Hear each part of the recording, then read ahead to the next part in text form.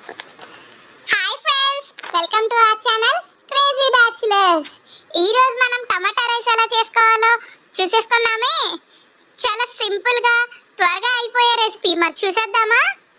దీనికోసం మనం టమాటాలు, ఉల్లిపాయ, పచ్చిమిర్చి, కొత్తిమీర, కరివేపాకు అన్నిటిని కట్ చేసుకుందాం. తర్వాత ఒక బాండీ పెట్టుకొని దాంట్లో ఆయిల్ వేసుకొని కొంచెం జీలకర్ర, దాంట్లోకి చెక్క, అలాగే కొంచెం లవంగాలు, కొంచెం అనాస పువ్వు అండ్ ఫైనల్లీ బిర్యానీ ఆకు అన్నీ వేసుకున్న తర్వాత లైట్గా రోస్ట్ చేసేసుకుందామే. కొంచెం నూనె వేడైన తర్వాత వేయండి, అప్పుడు త్వరగా రోస్ట్ అయిపోతాయి. లేదంటే నూనె వేడయ్యేదాకా వెయిట్ చేయాల్సి వస్తుంది.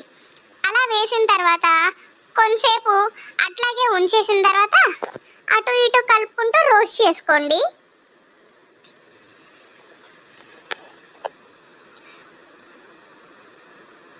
రోస్ట్ చేసిన తర్వాత లాస్ట్లో కొంచెం జీలకర్ర కూడా వేసుకున్నాము, అది కూడా వేసుకోండి. మంచిగా టేస్ట్ వస్తుంది అన్నమాట. తర్వాత దాంట్లోకి మనం ఆనియన్స్, సాల్ట్ వేసుకుందాం, అలాగే కొంచెం పసుపు కూడా వేసుకుందాం. ఎందుకంటే ఉల్లిపాయలన్నీ త్వరగా మగ్గిపోతాయి కదా. ఉల్లిపాయలన్నీ త్వరగా మగ్గిపోవాలంటే ఈ చిన్న టిప్ని పాటిస్తే చాలు. మీరు కూడా ఎప్పుడైనా వంట చేసుకునేటప్పుడు ఉల్లిపాయలు మగ్గడానికి చాలా టైం పడుతుందని చెప్పేసి ఆలోచిస్తున్నారా? అయితే మేము చెప్పిన టిప్ని వాడేసి త్వరగా మగ్గాయో లేదో, హెల్ప్ అయ్యిందో లేదో ఈ టిప్ మాకు కామెంట్ సెక్షన్లో చెప్పేయండి. మనం వేసుకున్న ఆనియన్స్ని, మసాలా దినుసుల్ని మొత్తం లైట్గా అటు ఇటు కలుపుకుంటూ రోస్ట్ చేసేసుకుందామే. అలా రోస్ట్ అయిన దాంట్లో టమాటాలు, పచ్చిమిర్చి వేసి వాటిని కూడా మంచి గ్రేవీలా వచ్చే వరకు అటు ఇటు మంచిగా కలుపుకుంటూ అలాగే రోస్ట్ చేసుకుందామే. దాంట్లో కరివేపాకు వేసుకొని దాన్ని కూడా ఉల్లిపాయలు, పచ్చిమిర్చి, టమాటా అన్నీ బాగా కలిసేలాగా, బాగా ఉడికేలాగా మనం కొంచెం అటు ఇటు కలుపుకుంటూ ఉందాము. తర్వాత దాంట్లో కొంచెం కారపొడి, కొంచెం పసుపు వేసుకొని దాంట్లో మళ్ళీ ధనియాల పొడి కూడా వేసుకుందామే. ధనియాల పొడి మీకు కావాలంటే ఎక్కువైనా వేసుకోవచ్చు, తక్కువైనా వేసుకోవచ్చు. ఎందుకంటే కొంతమంది మసాలా ఎక్కువ తింటారు, కొంతమంది చాలా తక్కువ తింటారు. కాబట్టి మీ ప్రిఫరెన్స్ని బట్టి మీకు ఎంత మసాలా కావాలో దానికి తగ్గట్టు వేసుకోండి. దాన్ని ఇప్పుడు మనం కొంచెం అటు ఇటు కలిపేసిన తర్వాత మనం కొంచెం మూత పెట్టుకొని టమాటాలన్నిటిని మగ్గించుకుందామే. ఇప్పుడు దాంట్లో మనం అల్లం వెల్లుల్లి పేస్ట్ వేసుకుందామే. మేము ఆల్రెడీ అల్లంని, వెల్లుల్లిని రెండింటిని కలిపి మిక్సీ చేసి పెట్టేసుకున్నాం. అదే మిక్సీలో కొంచెం వాటర్ కూడా వేసుకొని దాన్ని తిప్పేసి వేసేసుకుంటున్నాం. అసలు వేస్ట్ చేయకండి దేన్ని కూడా.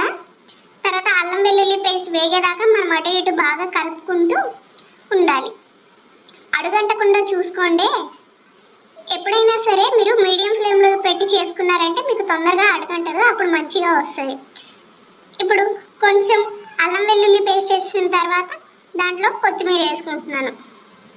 కొత్తిమీర వేసుకొని కొంచెం టమాటాలు వేసినవన్నీ మగ్గేదాకా అలా మూత పెట్టేసి మొత్తాన్ని మగ్గబెడుతున్నాను అనమాట.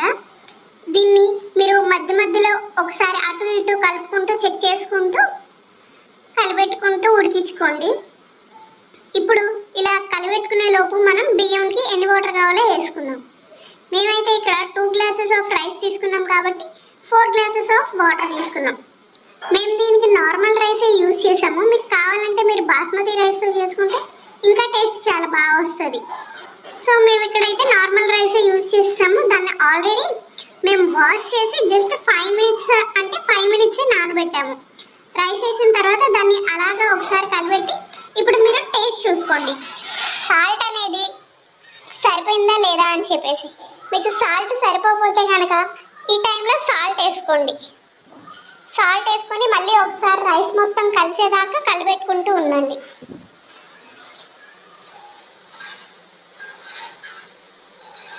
మేము మళ్ళీ సాల్ట్ సరిపోలేదని మళ్ళీ ఇంకొక స్పూన్ సాల్ట్ వేసాము. గిన్నె చిన్నది అయిపోయిందని చెప్పేసి గిన్నె మార్చేసాము. మీరు ఇన్ని గిన్నెలు మార్చాల్సిన పని లేదు. మీరు ఎంత క్వాంటిటీ చేయాలనుకుంటే దానికి తగ్గ వెజ్జలు తీసుకొని దాంట్లో చేసుకోండి. మేము ఇప్పుడు పైనుంచి కొంచెం నెయ్యి వేస్తున్నాము.